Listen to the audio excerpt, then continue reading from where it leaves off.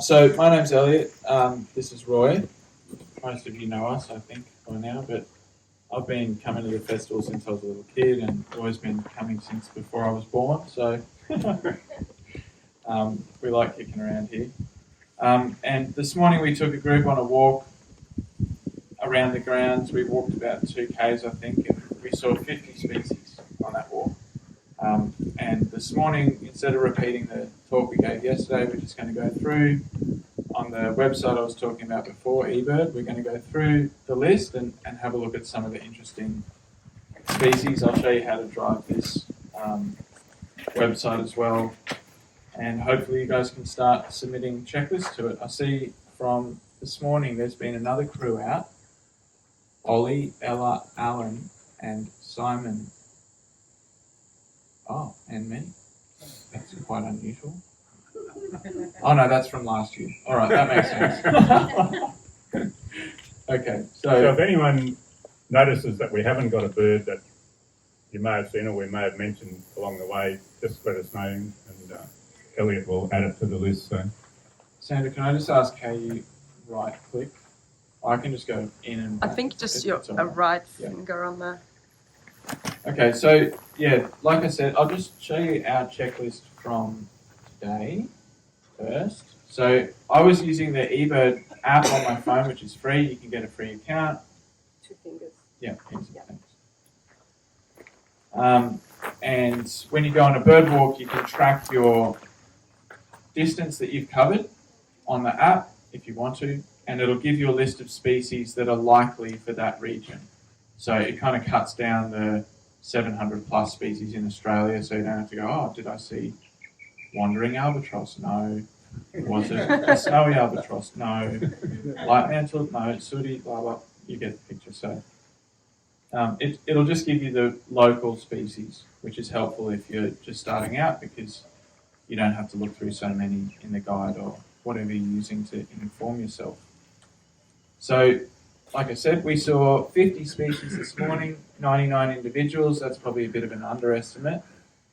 So you're liking ones that you've heard as well? Yeah, I'm listing stuff that I heard as well. So the majority of stuff on this list is probably just been heard by myself. We saw quite a bit of it though. So we'll go through some of the more interesting species. I think we've got about, half an hour or something? Yeah. You got a great cormorant on there. We saw little blacks. I saw 4 or 5. Did you? 3, it says, flying over. Did you? Okay, well, a little black too. Yeah. Right. So we've got. We'll add that. 51 species going up. There you go. It's Any going birds up. on 51? So eBird's cool because it's connected to the Cornell Lab of Ornithology in the States, and they've got this project to kind of try and digitize information about all the birds of the world. So if you click on these species that have hyperlinks here from our list, it'll take you to the species account, basically like an online field guide. So we'll have a look here. So I heard one of these little critters calling. This is brown quail. Some called on the way back up the hill too. Yeah, on the top of the hill as well. So this is a photo of one of them, and you can go through the photos from different people and see what they look like. Another handy thing is that we can listen to the calls if people have recorded calls. So if you click on this, it'll take us to the recordings. Sam, do you know if this will play the thing through the speakers? So these are spectrograms which scientists use to simplify going through bird recordings. We'll play this one and see what it does.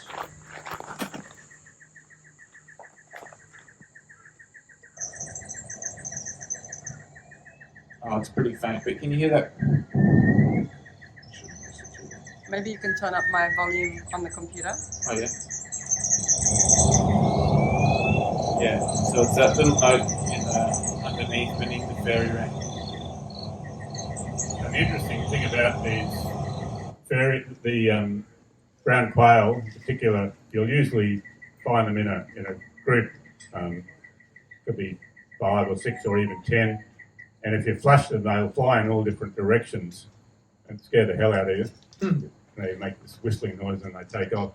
But then if you just stand there and listen, you'll hear them start calling, and they gradually make their way back into the group. A few times I've been out these little country lanes and they've gone either side.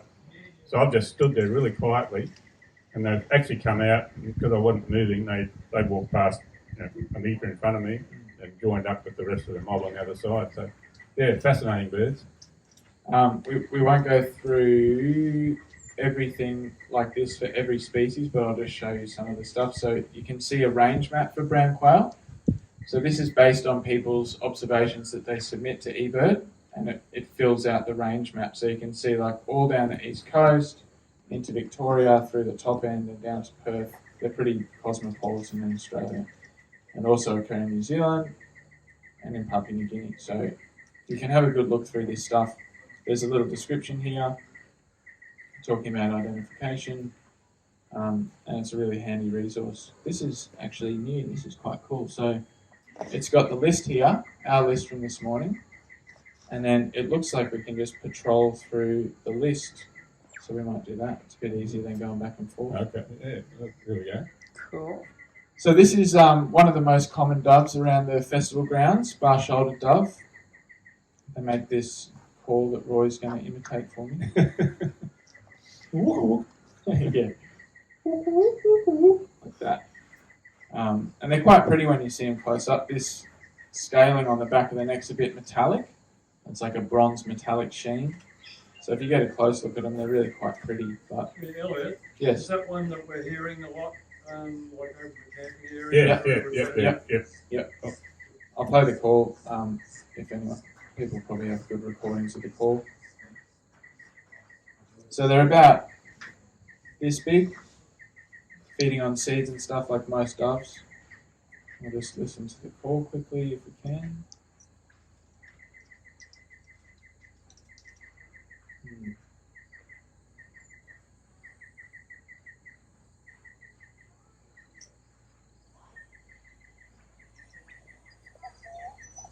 Do you hear that? It's pretty faint. I hear it all the time, but really don't see them. They're hard to find. This little fellow outside that's just going constantly is Lewin's honeyeater. Saw quite a few of them this morning. We'll get to them a bit later.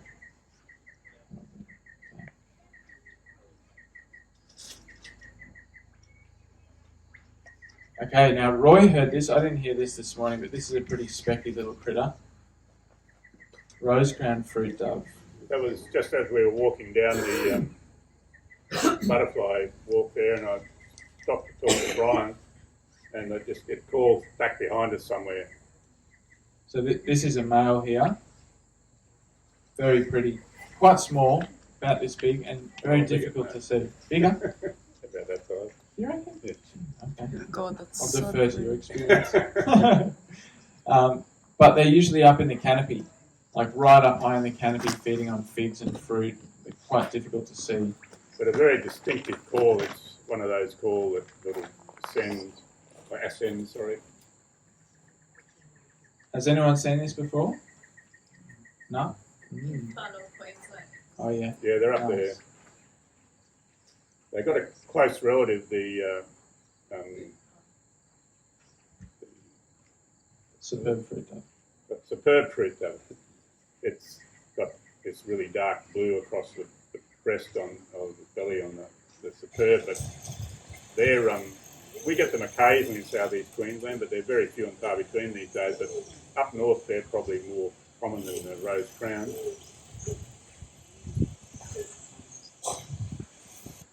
So that little hooting sequence, like, But then we'll usually speed up at the end. So.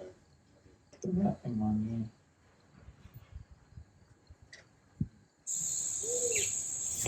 Here we go.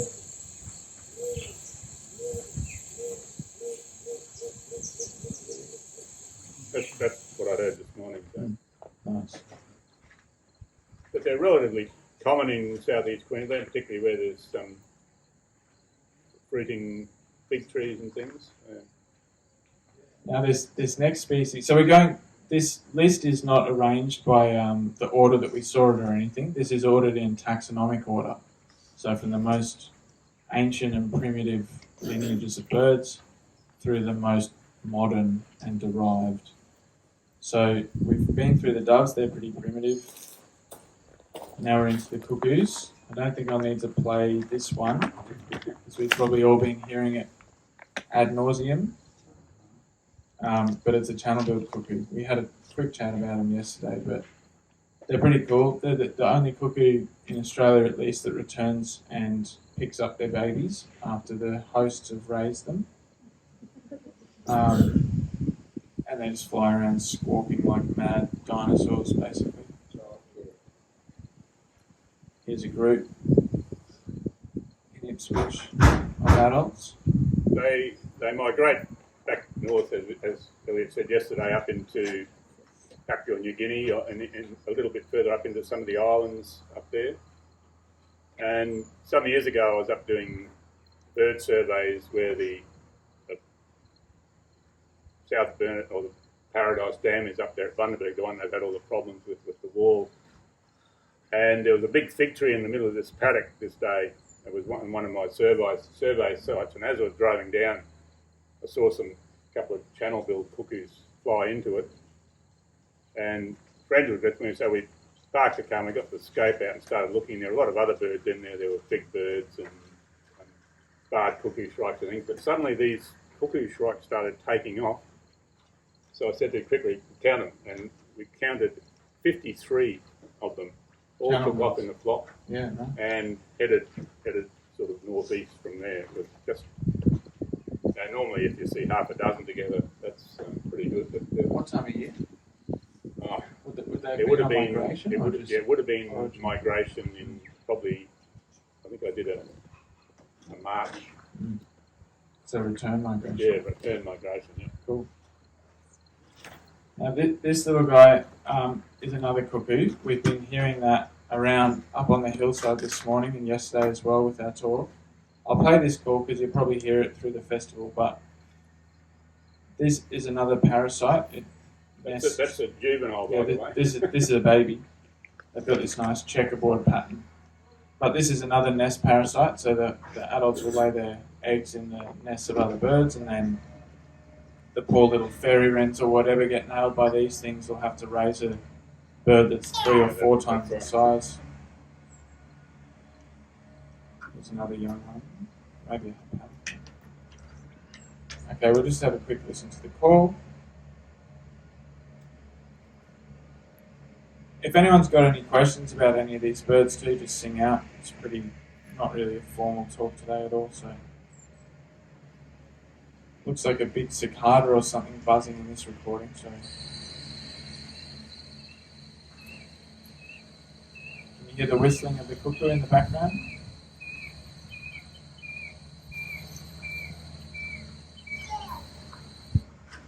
So that's just recorded in Brisbane, I think.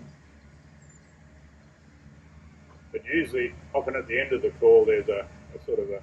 Yeah, I might play that. Yeah, I've got a recording of that. It's quite interesting. So one of the other old common names for the bird is the brain fever bird, because when the males are competing to try and attract a female, they get agitated and they just do this insane, like, vocal battle back and forth.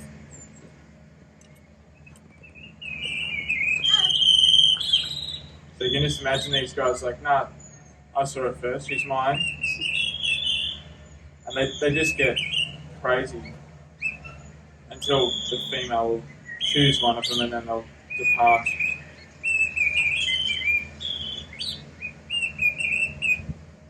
I like that. It describes it as frenzied display. Oh,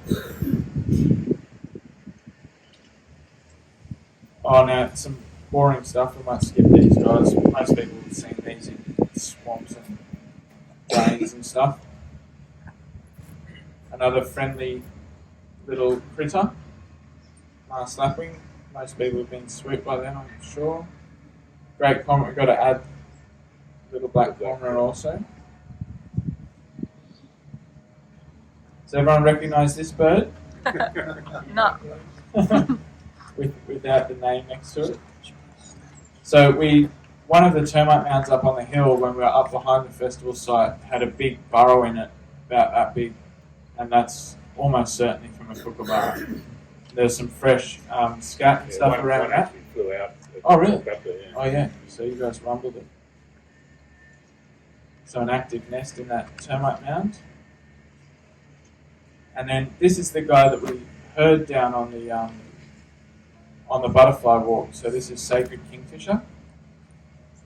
It's quite a nice image.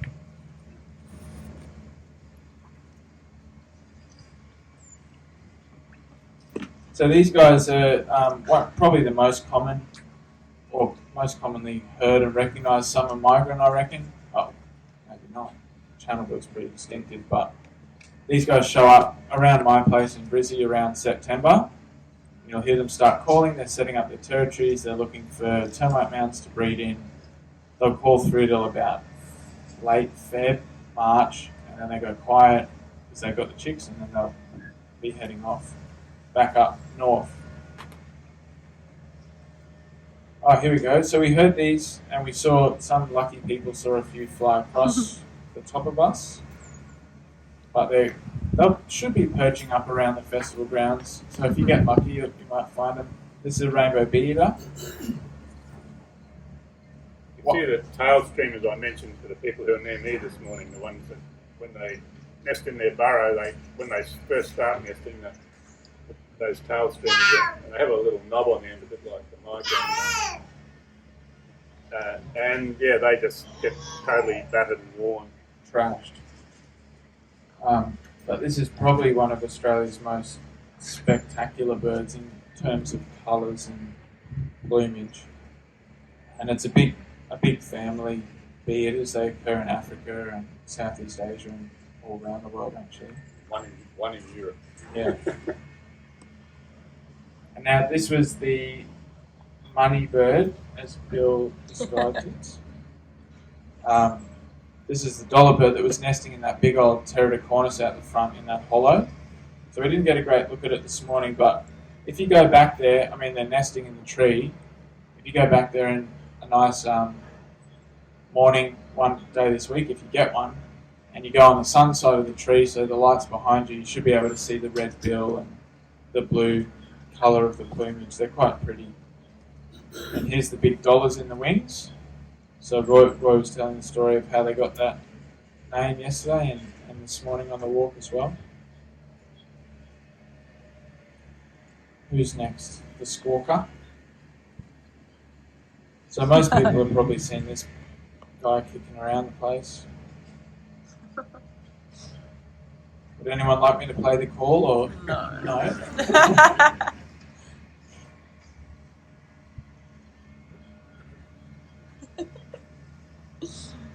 Oh, excuse me, we're getting into some of the smaller parrots now. So these have been around every day that I've been here. I've been here for the last 3 days now and they've been around.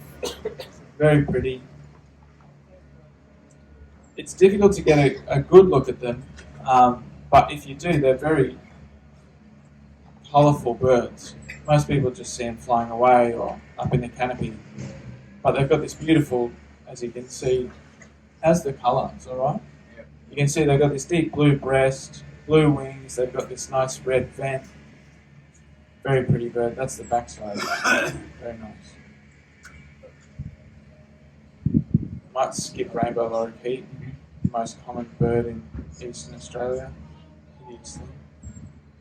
Oh, we got lucky this morning. We saw a male red-backed fairy wren. So there's 3 species of fairy wren that occur on the site. Take that off his head. We've got the red-backed, which is just the male is black and red, obviously, and then we've got variegated, where the male is black, red, and purple, I guess. Yeah, purpley colour, yeah. Really dark, metallic, beautiful colour purple. And then superb fairy wren is the famous one that's just blue, sky blue, electric blue, and black. Oh, we'll have a look, yeah. So we should get some photos of females. Here we go. That's a girl.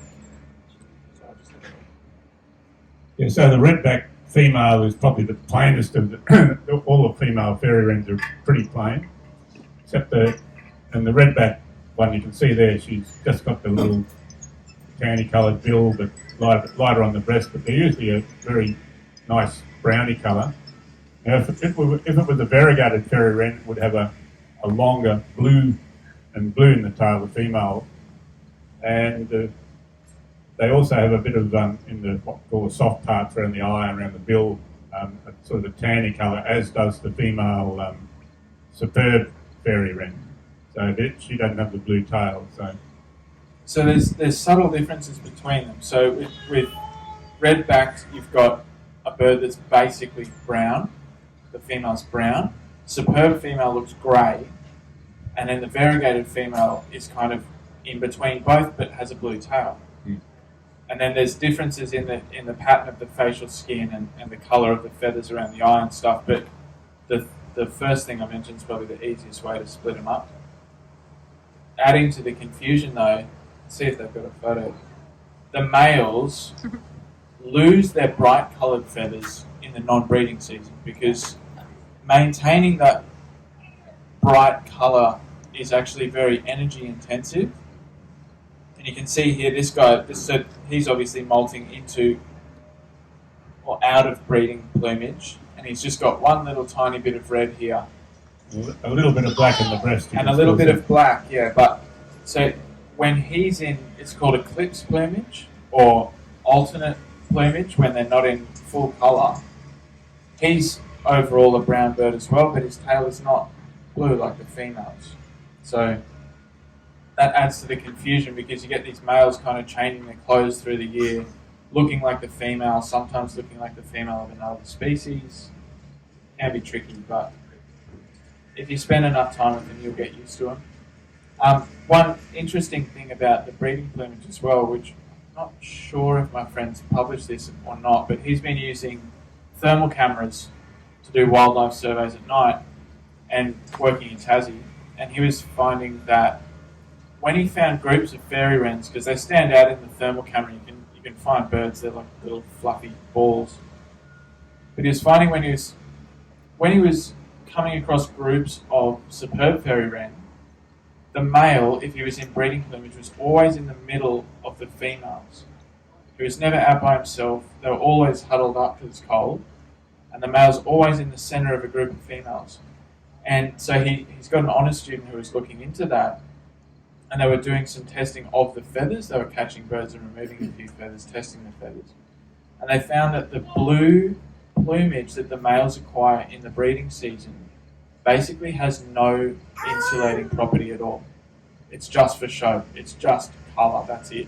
So it doesn't keep them warm at all.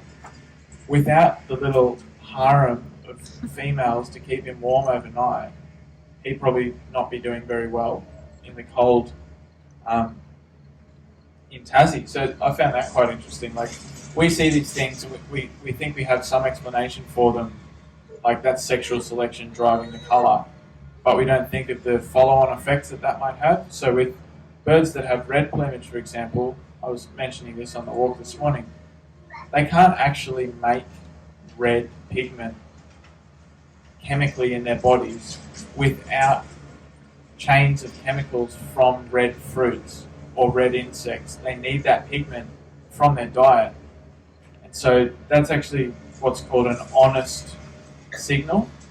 It's basically saying, I'm fit enough to spend enough time to eat enough red stuff that I'm very bright red. And the females go, oh, he must be healthy then. He's got enough time to look super red. So that's an honest signal, but then there's dishonest signals. Getting distracted. But it's the more you learn, the more interesting it gets. Yes? Does it seem that the males will be brighter in the thermal imaging camera, though you can actually see the X-ray coming? I'm not sure. I actually haven't seen it myself, so this is kind of second-hand information.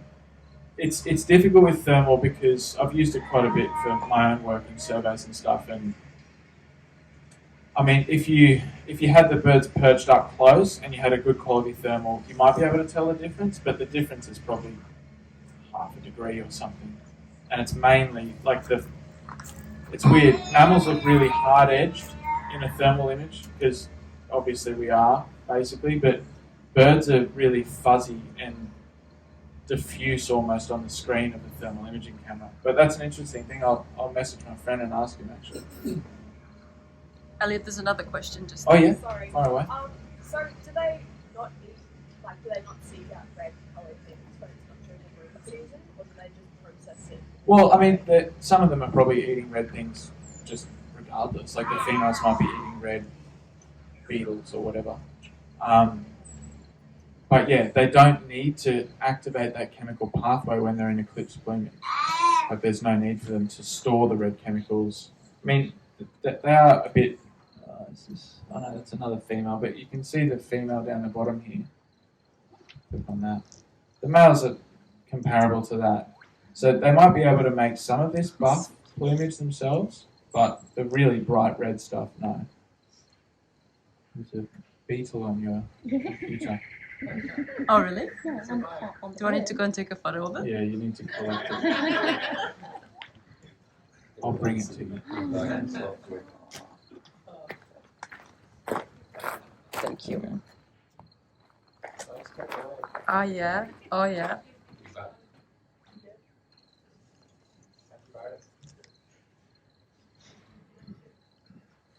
Okay, so next we got Lewin's honeyeater. We saw some of these this morning, and there's been one chirping outside the tent for most of the talk. So you'll probably see this if you're paying attention.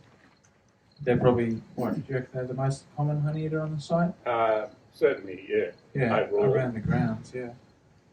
Down in this, further down here, a bit more open there, there's Yeah, yeah. But the bell miners have seemed to have departed, which is quite nice. This is the aforementioned noisy miner. Probably skip that one as well, because most people are familiar with those pests. Now this is an interesting one. So these guys, I heard a couple this morning, and they're up near the OP camping, up near the toilet blocks up there. They're hanging out. There was a couple down there at the office. Oh yeah, yeah. Yeah. So we had a couple down near the office as well this morning on our walk.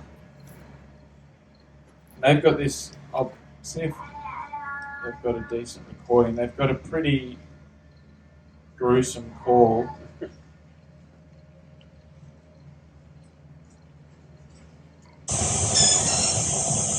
Oh, that's a nice one.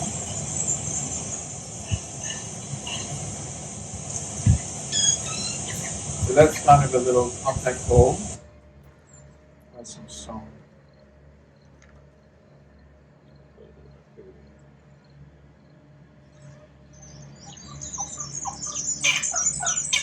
So there you go. That harsh squawking is the wattlebird.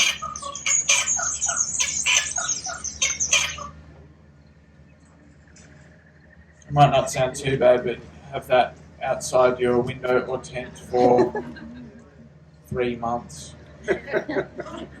Just doing the same thing over and over again gets a bit tiresome. Now I only saw one of these this morning. It's quite small, about this big. It's called brown honeyeater. They're one of the more common honeyeaters around Brisbane and cities and towns on the east coast, if there's still some semi-decent habitat around. Anything to add on brown honeyeater or keep going? No. Boring. So we were mentioning these. Those yellow face. Oh yeah, okay. Yeah. Got a couple of yellow-faced honeyeaters. A couple of yellow-faced honeyeaters just before we started the walk that flew over there. And Oh yeah, heard yeah. them calling That's too, right. I yeah. remember that. So So we're up to 52. up to 52. Here we go. So we were talking about. So that's from ACT. Here we go. Here's one of ours. So yesterday we were talking about striated pardalote in the talk.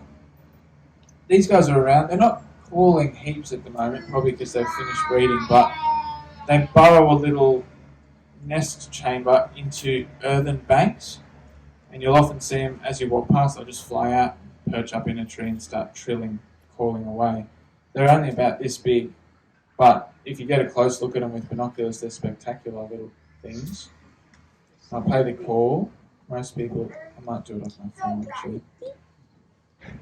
Most people hear this and attribute it, most non-bird nerd type people hear this and attribute it to a whole bunch of different stuff. I've heard many species attributed to this little thing. Everyone familiar with that? Yeah?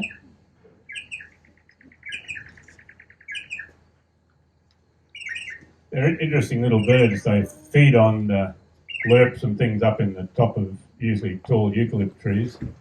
So they're up there all day, and then they nest in these burrows when in the breeding season. So down on the ground. So that's really, if you find a burrow and you stand back, they usually, as Elliot said, when they come and go, they'll land on a branch or something, maybe a metre or two away, and check out to make sure nothing's watching, and then they'll dive in and go into the burrow.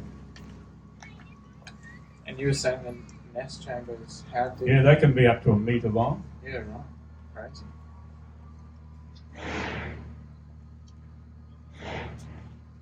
Now we only heard this morning, as far as I'm aware. Yeah.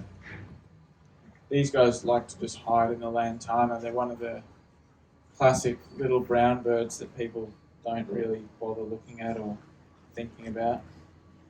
But they're quite cute in their own weird little way. They've always got these little chevrons on the wing. So if you see a little bird down in the undergrowth with that on the wing, it's usually one of these guys.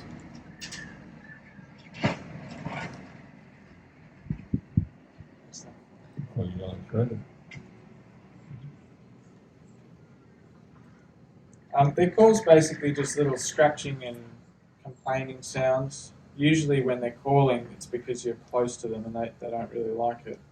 So they're warning you, but they have a nice little song as well. I think the phone's working better than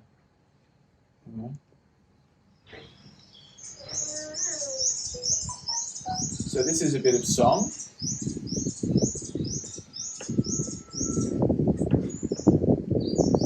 Can you put it up to your... Can you guys hear that all right? Yeah. So that's some song. Like, most people hear this type of thing if you're getting too close to the nest or the birds or the chicks or whatever. And the adults are saying, go away, please. We've got 5 minutes. Oh, okay. Geez, we better get a wriggle on. That's a bit of a problem. Didn't see any of these because we weren't in the wet tropics. Okay, so these are another common undergrowth thing, brown thornbill. They have this nice streaky throat and a little rufous cap. Oops, what's happening here?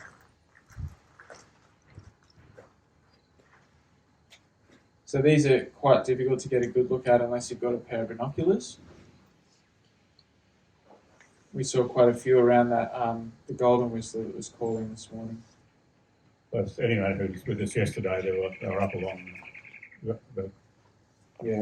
in the gully. Yep.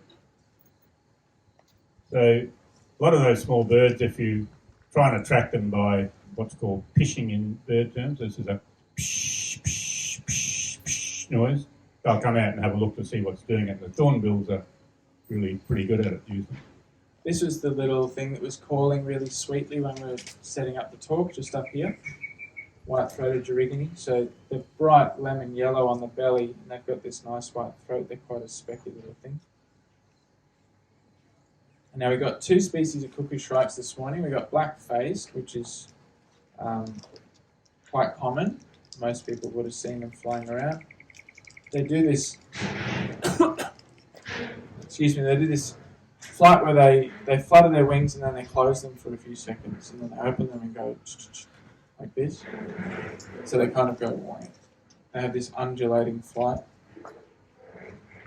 And then just next to the tent here when we pulled up, we had white-bellied cuckoo shrike. A little bit smaller, a bit less common, I would say. Yes. definitely Southeast Queensland. Yeah. Black-faced cuckoo shrikes are quite common around urban areas, and if anyone who lives in Brisbane, they're usually, if there's a few big trees around, a bit of woodland, they're common. This is an interesting confusion possibility. This is a dark morph, white-bellied cuckoo shrike, which looks pretty similar to a black face. Right, how are we going? We've got a few more left. Couple of minutes. Now, these guys, I play the call. I played it in the talk yesterday too, but it's one of the most common things you'll hear just around the festival at this time of year at least. And as the name describes,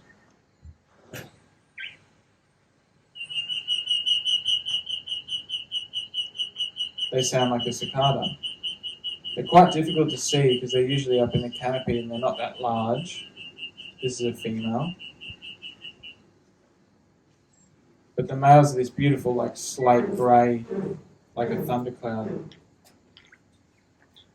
How long do we have left? Zero time. 0 time, okay.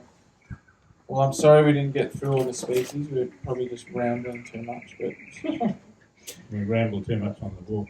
yes, we did actually. All right, You can come back and do another one. this is a nice one to finish on. So we saw this guy was singing for everyone nicely.